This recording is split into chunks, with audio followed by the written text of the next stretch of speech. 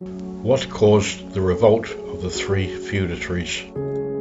The Revolt of the Three Feudatories, also known as the Rebellion of Wu Sangui, was a rebellion that took place from 1673 until 1681 during the early years of China's Qing dynasty. The revolt occurred during the reign of the Kangxi Emperor and was led by Wu Sangui, Shang, Zhixin, and Geng, Jingzhong, the three lords of Yunnan, Guangdong and Fujian provinces, whose hereditary titles were awarded to them for defecting to the Qing and helping the Qing in defeating the Ming dynasty.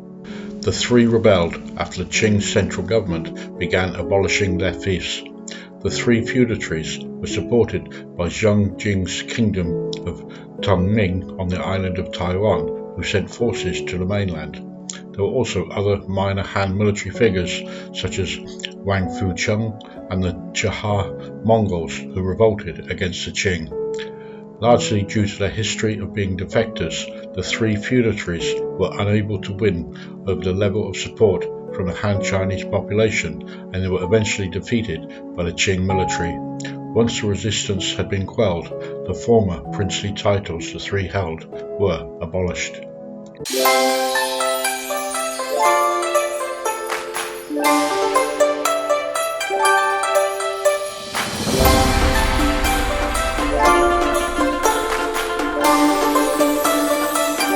Background to the revolt. In the early years of the Qing dynasty being in power, the authority of the central government was not strong enough to control the provinces in southern China directly.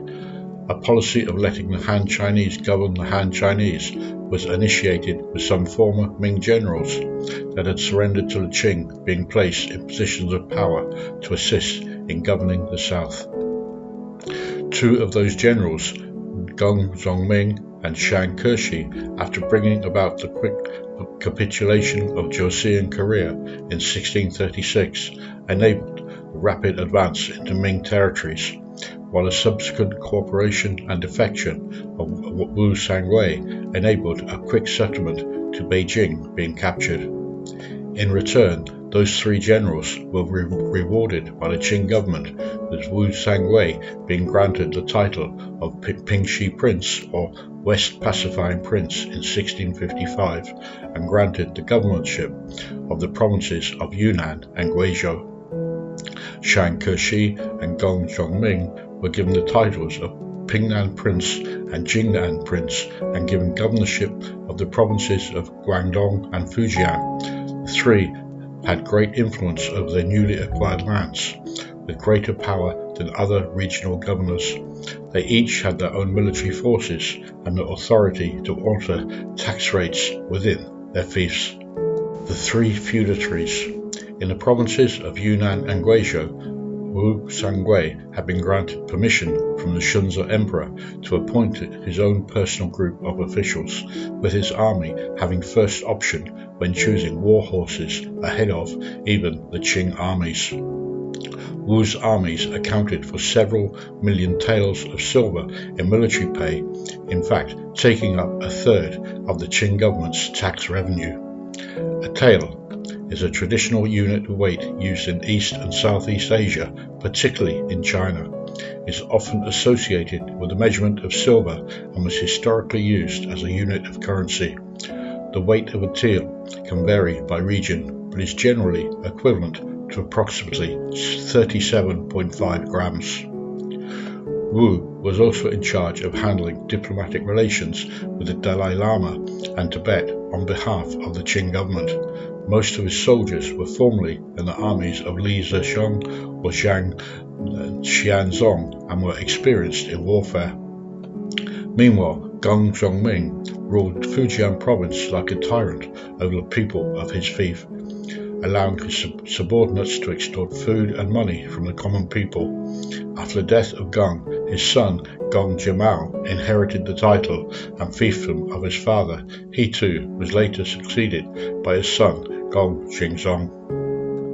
Shang ruled his fiefdom of Guangdong province in a similar fashion to Geng. In total, the majority of the central government's revenue was exhausted by the Three Feudatories, and this heavy expenditure removed finances from the imperial treasury. When the Kangxi Emperor came to the throne in 1661, he felt the combined power of the Three Feudatories posed a threat to his sovereignty and sought to reduce the power they held.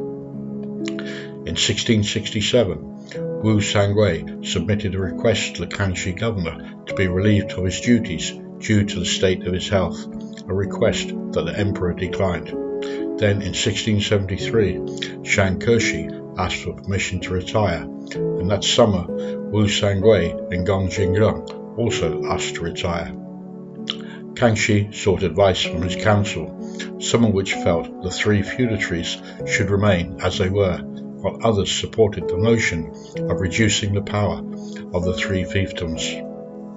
Kangxi, going against the views of the majority of his council, accepted the three lords' retirement. They were ordered to leave their fiefs and resettle in Manchuria. Declaring rebellion. In December 1673, Wu Sangui ended all his connections with the Qing dynasty when he instigated the rebellion under the banner of opposing Qing and restoring Ming. Wu courted Han Chinese officials to join the rebellion by restoring Ming customs, including cutting off queues, the hairstyle ordered for males in the Qing dynasty. Wu's armies first captured Hunan, then Sichuan provinces. In 1674, Jingzhong in Fujian and the son of Shang Zhixin in Guangdong followed suit. Also in 1674, Sun Yanling and Wang Fuchen led revolts in the provinces of Guangxi and Shanxi, while Zheng Jing, the ruler of the kingdom of Tungning, led an army from Taiwan into Fujian and Guangdong to join the rebels.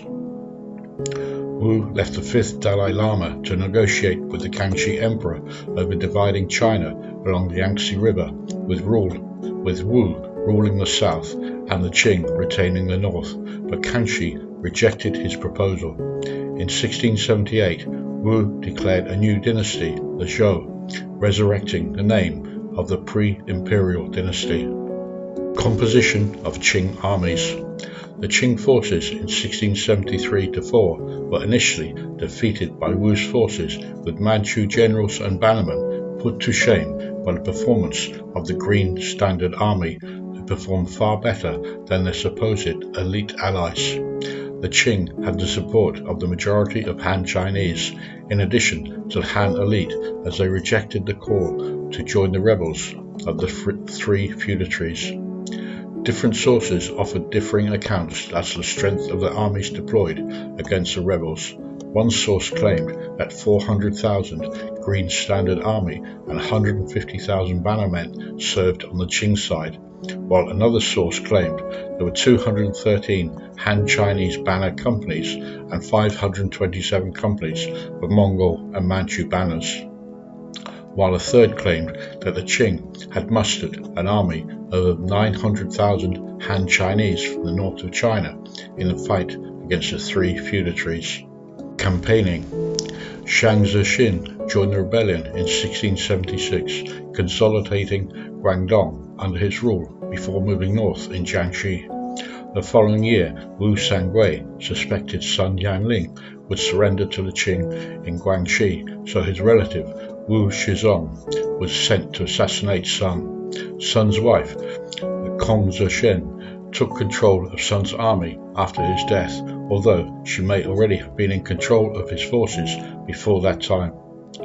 After capturing Hunan, Wu Sangui moved his forces north as the Qing concentrated their efforts on reclaiming Hunan from Wu. In 1678, Wu proclaimed himself as emperor of the Great Zhou dynasty in what is today the city of Henyang in Hunan province, and established his own imperial court. However, his period of rule was short-lived, as Wu died of illness in the 8th lunar month of that year, and was succeeded by his grandson Wu Shifan, who ordered his armies to retreat back to Yunnan. With the morale of the rebels being low, Qing forces launched an attack on Yezhou, present-day Yueyang, in Hunan province, capturing the city together with the rebel territories of Changde and Hangzhou. As Wu Shifan's rebels retreated to the Qianlong Pass, Sichuan and southern Shaanxi were recaptured by the Green Standard Army. The provinces of Hunan, Guizhou, Guangxi and Sichuan were recaptured by the Qing in 1680, with Wu Shifan retreating to Kunming in Yunnan by that October.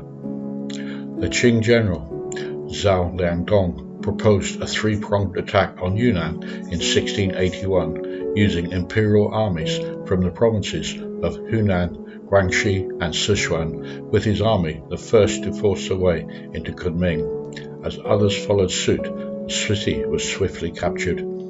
Wu Shifan committed suicide, with the rebels surrendering the following day. Jing's rebels were defeated close to Xiamen in 1680 and withdrew to Taiwan, with the final battle in that chapter of the revolt occurring on Taiwan in the naval battle of Penghu, with Taiwan then becoming part of the Qing Empire. Aftermath. In 1680, Shang Zhixin was forced to commit suicide, and 4 of his 36 brothers were executed, while the rest were spared the death penalty.